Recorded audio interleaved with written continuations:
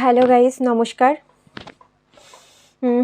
তোমাদের জন্য একটা দুঃখের খবর আছে, আর সেটা বলতে আমার নিজের খুব কষ্ট হচ্ছে, তবুও তোমাদের সাথে শেয়ার না করলেই নয়।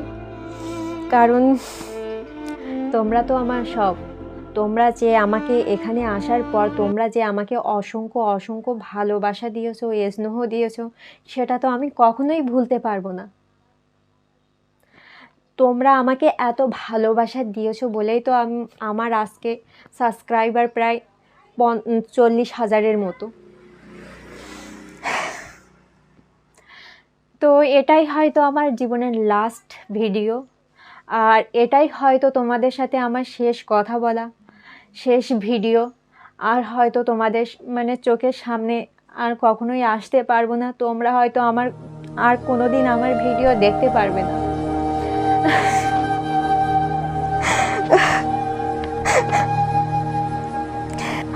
তোমাদের সামনে ঋতু রায় বলে আর কোনো মেয়ে আর হয়তো কোনোদিন ভিডিও ছাড়বে না।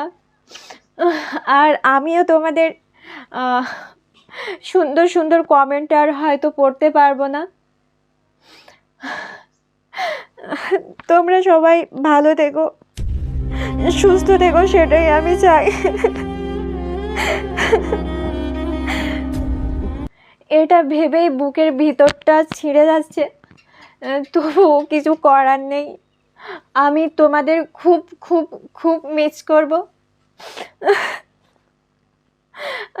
আমারও তোমাদের ছেড়ে যেতে একদম ভালো লাগছে না, তবুও যেতে হবে। এটাই আমার লাস্ট ভিডিও।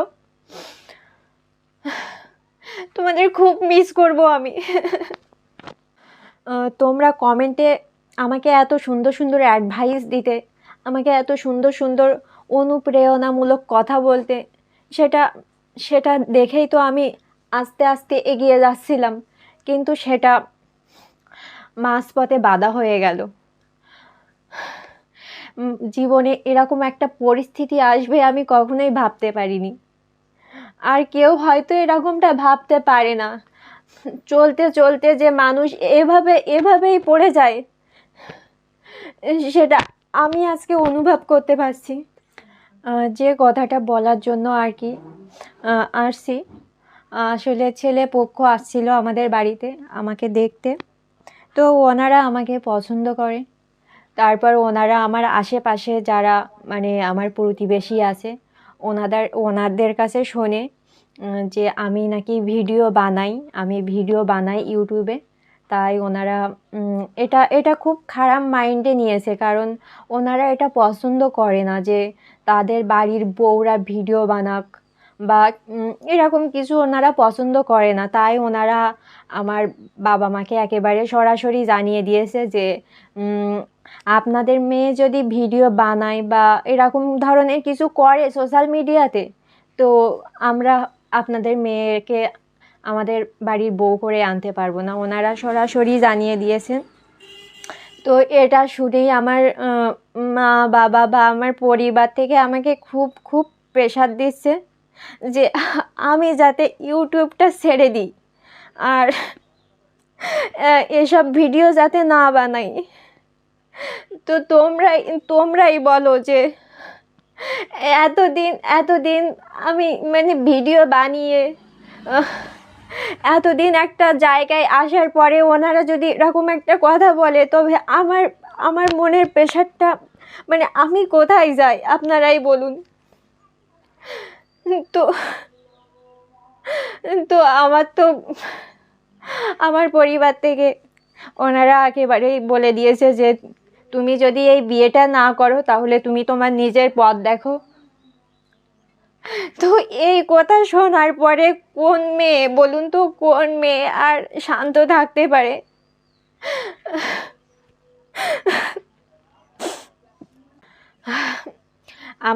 আমার যারা আত্মীয়রা আছেন,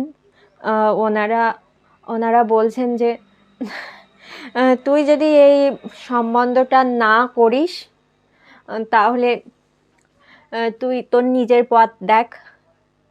আর আমাদের সাথে কোনো দিন আর বিয়ে নিয়ে কথা বলবি না, আর তোকে বিয়ে দেওয়ার দায়িত্ব আমার নয়।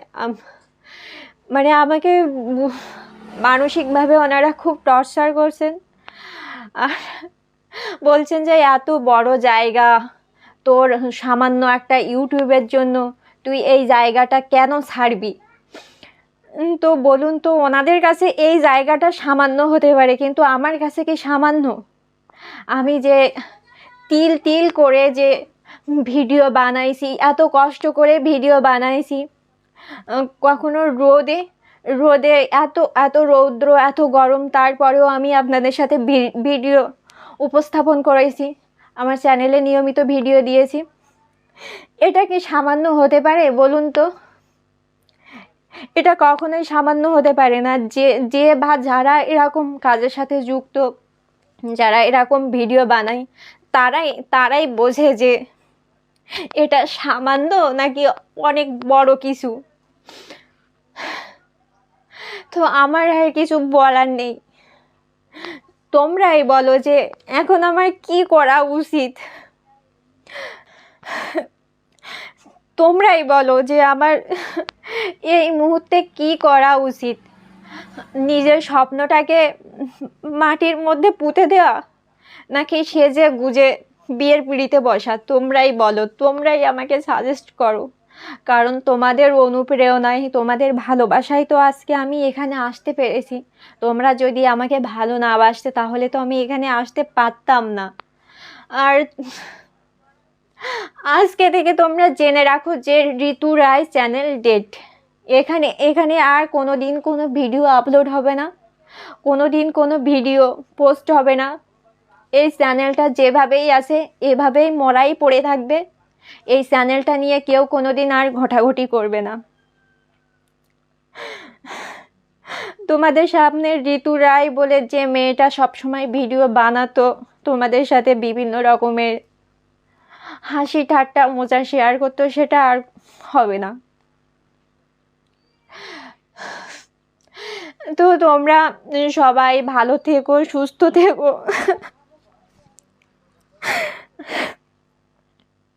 তোমরা ভালো থেকো, সুস্থ থাকো। আর এটাই আমার লাস্ট ভিডিও। তোমাদের সাথে আর কখনো আমার দেখা হবে না, আর কোনোদিন লাইভে আসবো না। আজকের পর থেকে ভাবছি আর কোনোদিন লাইভে যাব না, বাদ দিয়ে দেব সব কিছু। কারণ এভাবে মা বাবার বোঝা হয়ে থাকতে চাই না। সবাই আমাকে যেটা বলছে সেটাই তো আমি শুনবো, সেটাই তো আমার শোনা উচিত। আর মেয়ে হয়ে তো মা বাবার কর্তব্য পালন করা উচিত।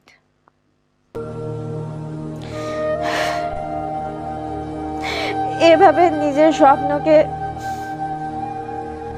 ব্যর্থ হতে দেখা, যারা এরকম পরিস্থিতির সম্মুখীন হয় তারাই বোঝে। তো আপনারা সবাই ভালো থাকবেন, সুস্থ থাকবেন। আর এটাই আমার লাস্ট ভিডিও। নমস্কার।